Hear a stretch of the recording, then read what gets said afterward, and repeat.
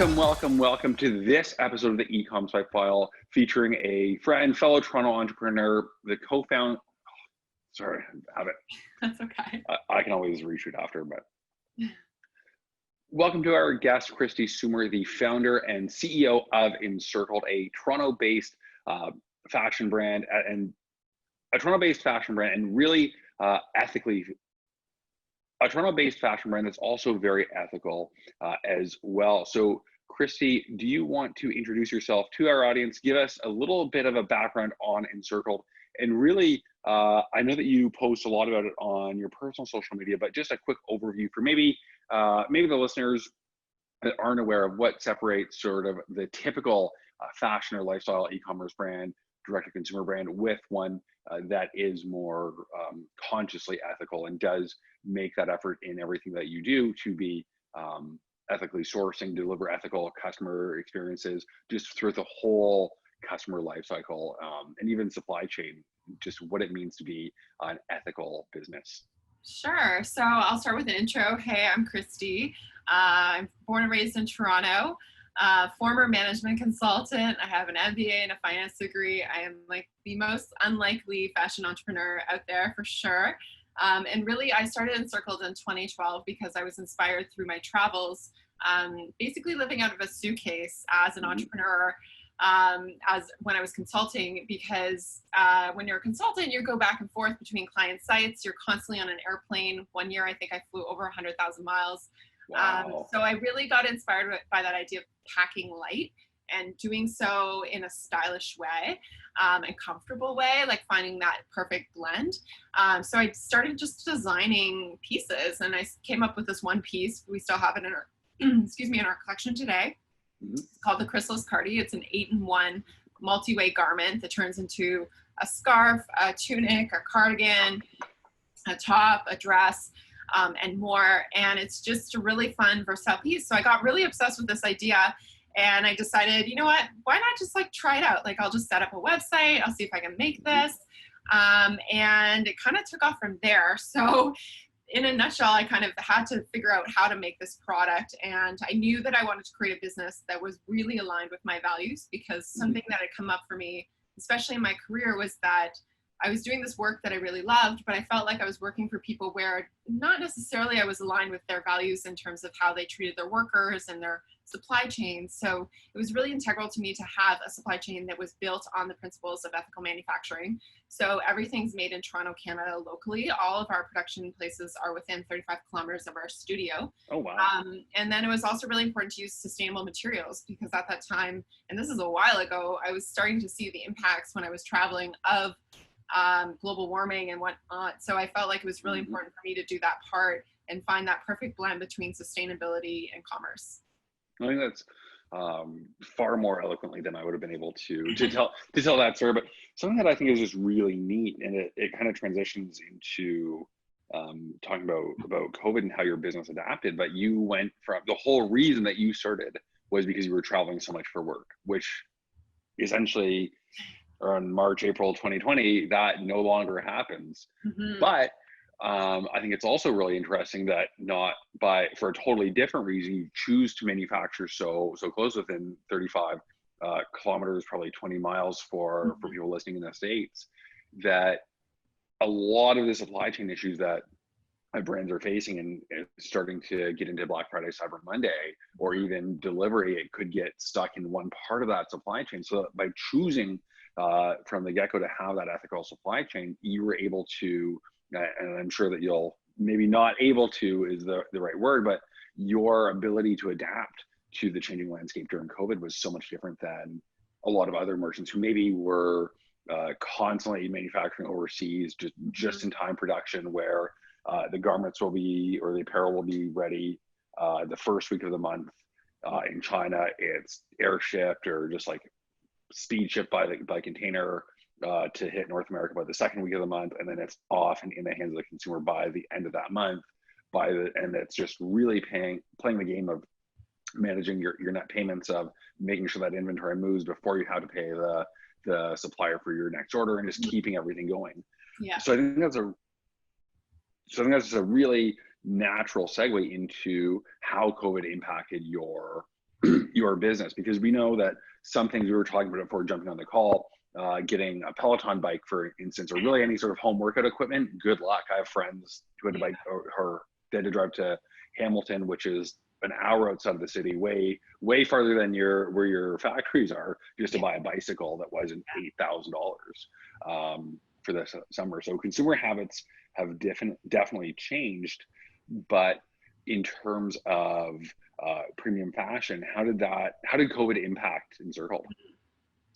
Yeah, so that's a very multi-layered question. Yep. And one of our core values at Encircled is really transparency. So I'm happy to kind of go into it in a broad scale. So I think one of the things to talk about with our business is originally it was inspired by travel, and then it kind of pivoted in 2016 to be more focused on the idea of building a minimalist closet.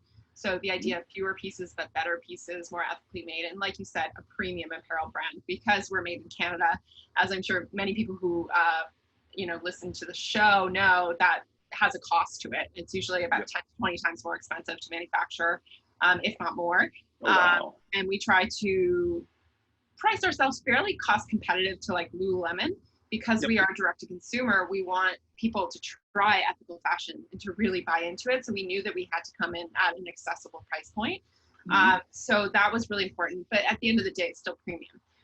So when COVID originally first hit in Canada, we immediately saw our sales just fall off. We were having a great year. We were up mid double digits versus last year.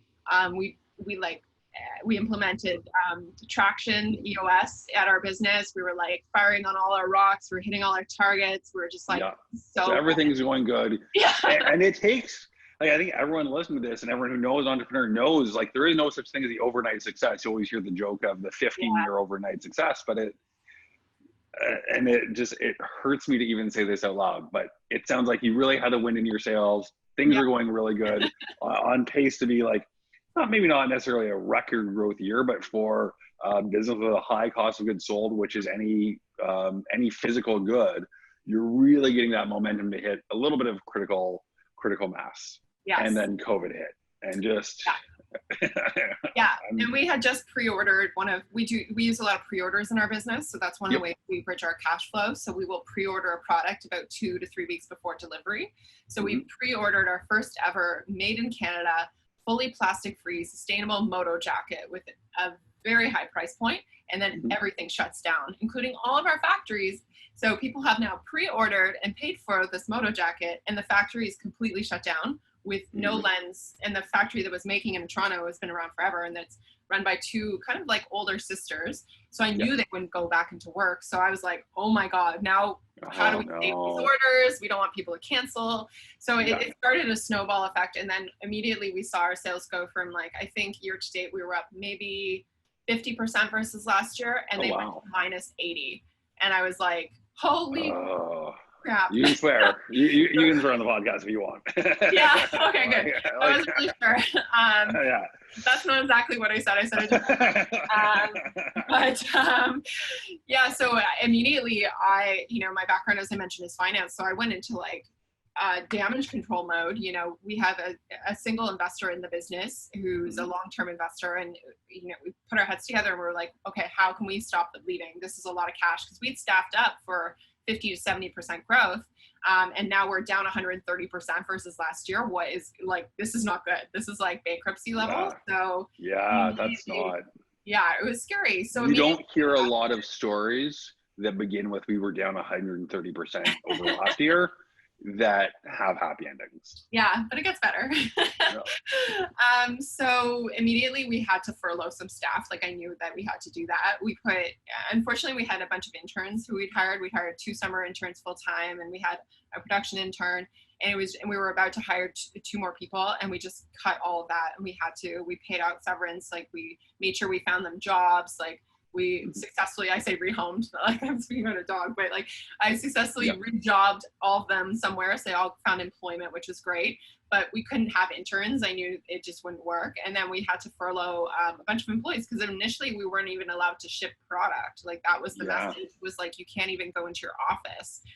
So it was very unclear in Ontario, which is the province we're in, what you could do and couldn't do. It was very messy. So supply chain was allowed to operate, but it wasn't clear if like supply chain in an office could operate, or if it was only like 3PLs who had emergent, essential products in them. So like Amazon. And that was the other thing too. There were a lot of questionable things of, if I'm not shipping out masks, hand sanitizer, PPE, both from a legal standpoint of, am I allowed to be using the resources to get this out right now? But also the moral standpoint of like, as beautiful as that moto jacket is right now, if it's taking away a shipment from getting PPE to a hospital, do we want to keep that lane of the supply chain open? Especially, and I'm assuming this is sort of late March now, when everything was totally up in the air of what's really going on. And I remember like Lakeshore with the streetcar and everything was just a ghost town.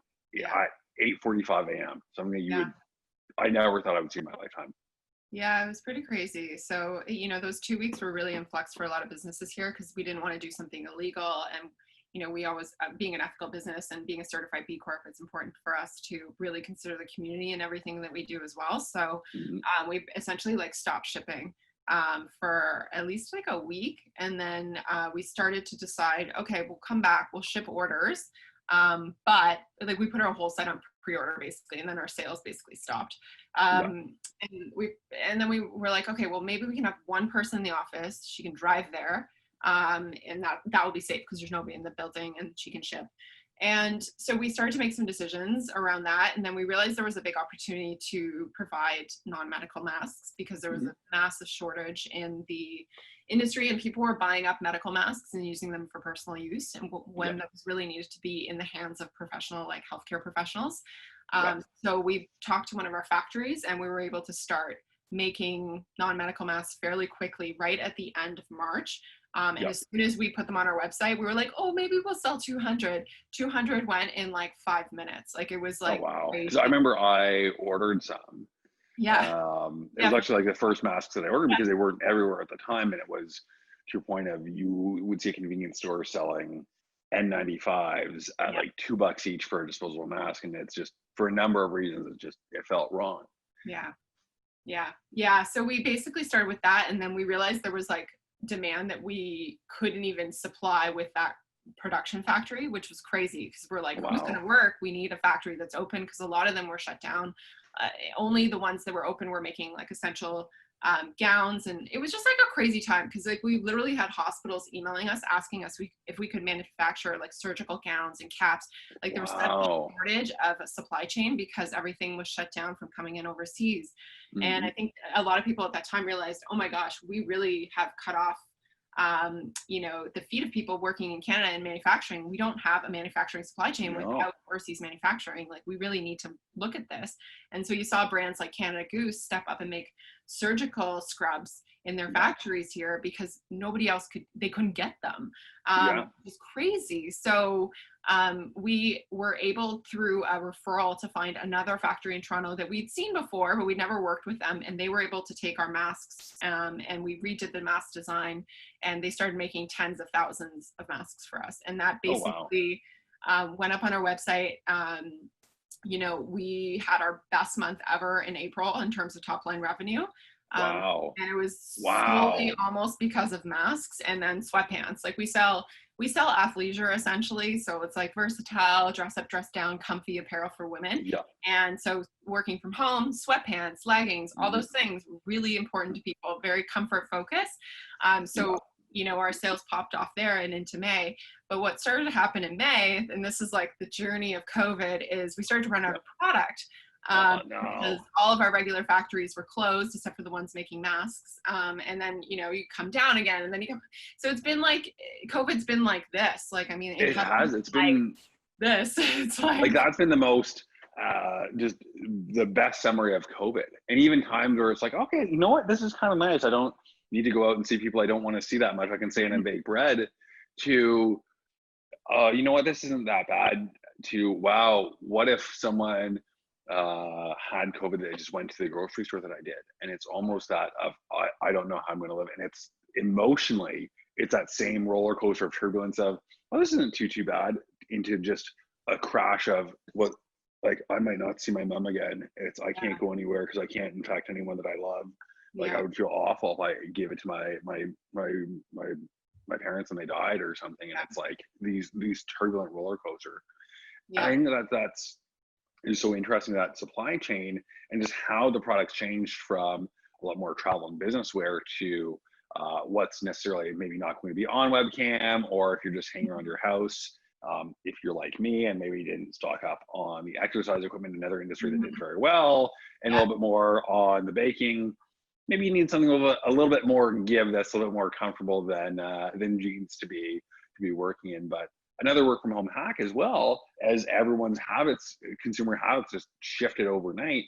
When Mhm. you're working from home, sometimes it's nice to have a work outfit, or just to literally even just changing your pants to have a demarcation point for your mental health. And Yeah. it's really cool to think that obviously not the main goal of your product, but that your products could be helping people just cope to working from home if they don't have a great setup. If maybe they're in a one-bedroom apartment, because I can see you're doing this interview from your bedroom, and Yeah. it's when you're working from the same place that you sleep in, you want to feel different when you go to bed than when you're doing the interview, because at one Yeah. point you want to be relaxed, at the other point you want to turn your personality up 150%.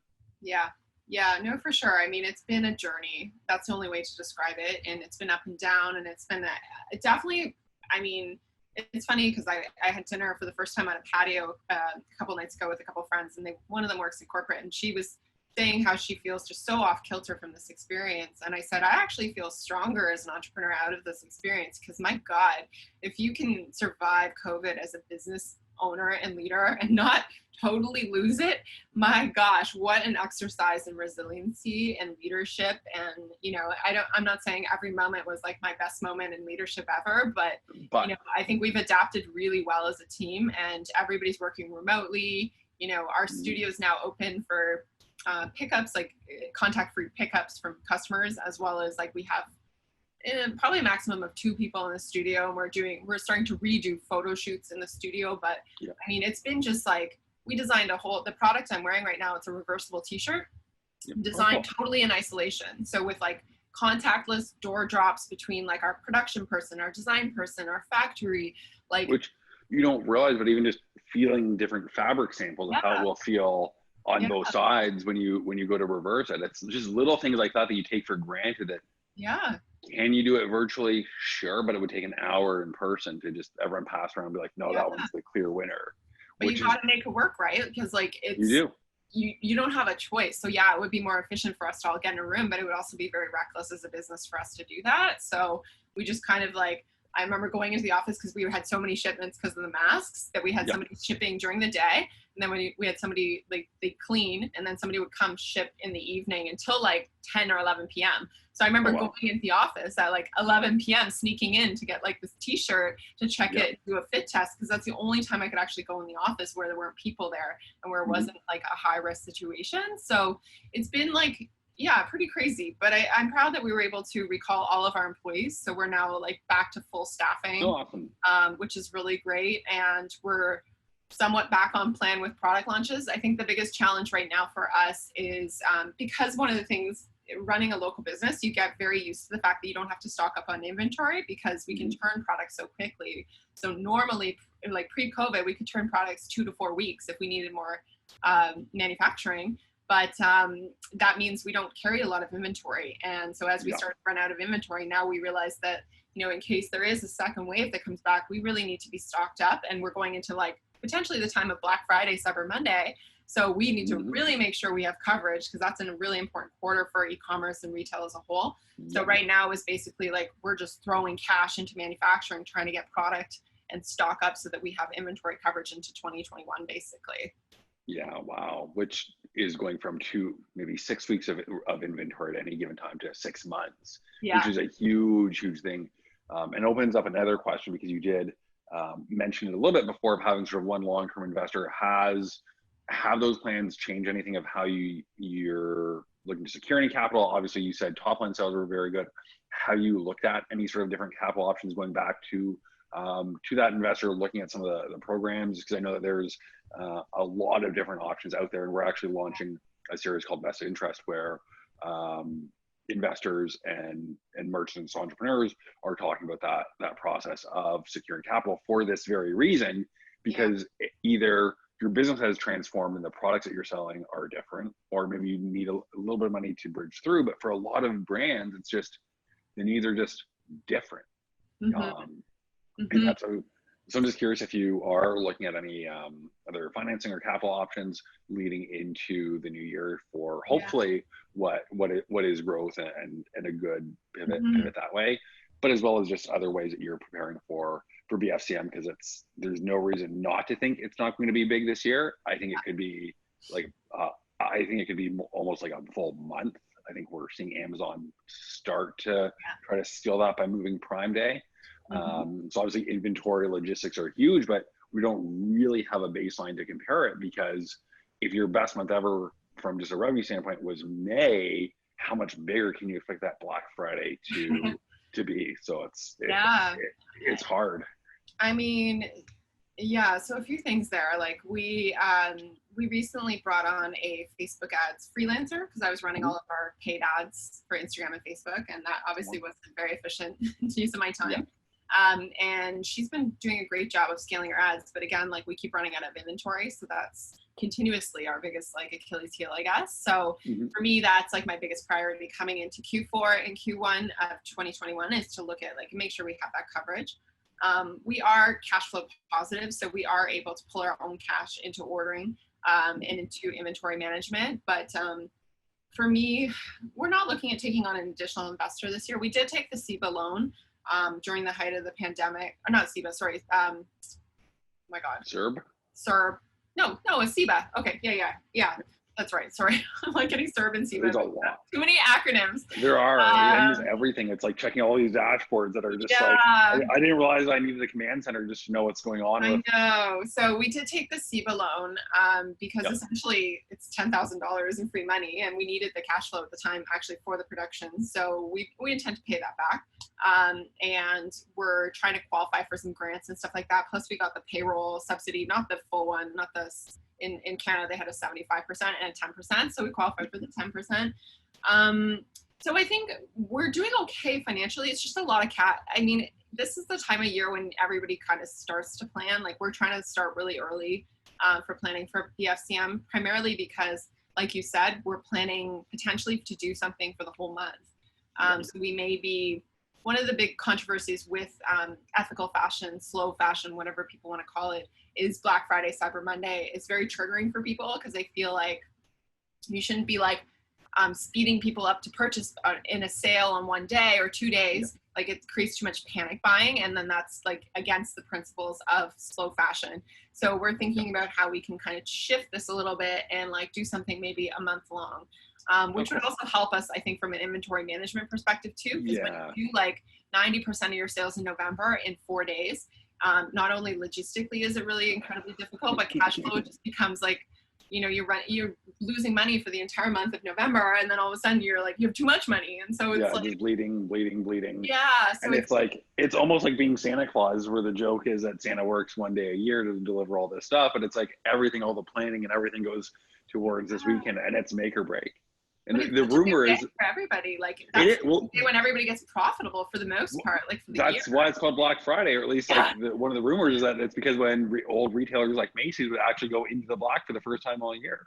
Yeah, and it's true. Like, I mean, last year that was definitely true for us. We lost a lot of money in the first couple of quarters. This year we were profitable in Q1, and hopefully in Q2. Who knows? Q3 probably not. But like we, you know, we've been able to generate and set ourselves up in a financial way where we can self-fund our production, which is good.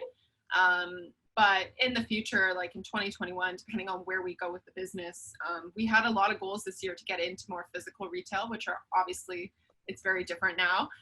So that would have required a big capital injection. So it could potentially be something we look at in the new year. Yeah, no, absolutely. That's awesome. And just we are wrapping up here in the last few minutes.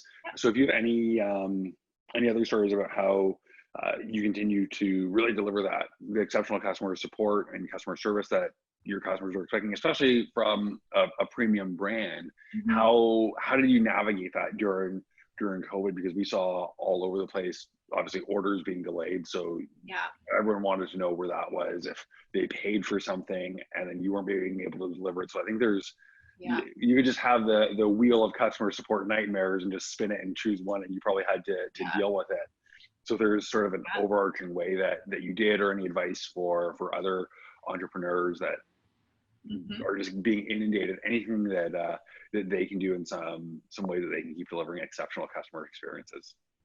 Yeah, I mean, we love using Gorgias for our customer experience. Our team, it enables people to collaborate remotely, which is obviously very important at this time. You know, we've always had one virtual customer service associate based in Whitby, which isn't even that far in Ontario. It's pretty far. Yeah, it's like 45 minutes from downtown. But it was really good for our team to be able to work on things as well, to be able to get to, you know, Facebook and Instagram comments really quickly and stuff like that, and DMs, and because people come at you from every single channel nowadays, and it can be very difficult to organize if you're promoting there, be ready to do customer support there. Right, and exactly. And the other thing is like the patience level. What we noticed in particular with the masks is there's a lot of, well, I think in general there's a lot of anxiety going on for everybody. So like their patience level of shipping and expectations were matching like what Amazon Prime would be. So like they wanted something shipped out the next day. We were only shipping a couple times a week. So what becomes really important to me is like just continuous communication with the customer. So we would, with the masks particularly, because a lot of them we had to put on pre-order, we would proactively go out through Gorgias and email the customers and say, hey, thanks for your mask order. Here's the timeline, blah, blah, blah. And then we touch base in a week and we say like, hey, here's the timeline. It's going to ship this week. And we would really try and get ahead of the conversation versus like retroactively dealing with a customer complaint. That said, like, I think the other really important thing is keeping your response time down. So making sure you had like really adequate coverage. A lot of the brands that I saw getting just slammed on social media for their issues with customer service just had really poor response times. Like one of them, it's a mask manufacturer in Toronto. I saw comments like nobody responded for 2 weeks to this person. I'm like, are you kidding me? Like we try to stay under 5 hours. Like you got to get back to people. Well, it's bad for the customer. If a customer has to ask a second time, you lost that LTV. Yeah, and that creates a negative experience. And even though the mask and it's painful. Nobody wants to deal with that. Yeah, and like the mask customer is not, you know, we had men shop. You bought masks from us. We're a female only, like women only brand. We don't have menswear, but we wanted people to have a positive experience because I viewed it as a potential avenue for customer acquisition. So like what absolutely is, because it's that first experience with the brand, and it's, I mean, you got MBA, you know probably way better than anyone how much easier it is to get a second sale from someone than a first purchase. Yeah. You send them an email and say, hey, buy more stuff, and that will convert. Yeah. You don't need any call to action. It's just, hey, you bought this from us, you might like this. Not trying to find audiences on Facebook, not bombarding them with reviews and social proof. If they have that good first experience, they'll order a second, third, and hopefully several times down the road. Yeah, we saw our new customer percentage go up to like, I think at its peak, maybe 80%, which is massive. Wow. Like That's massive. huge. These were an all organic search. So people just finding us. So we'd set up some pages. I'd optimize the search at the beginning. And because we were so quick to market with the masks ahead of everybody, we were really able, we were on page 1 of Google.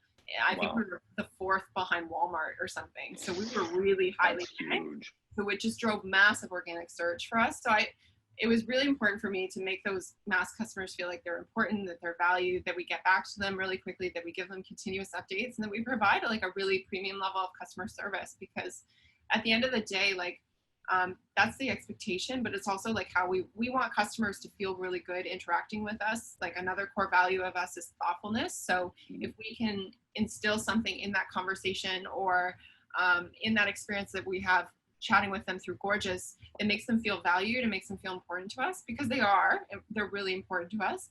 Hold on, not to make you feel unimportant, but I need to restart my my camera because it's going to stop recording in 10 seconds. Yeah, no problem. Perfectly real. So making customers feel really important in Gorgias. Yeah, it's really important to make customers feel valued because they are valuable.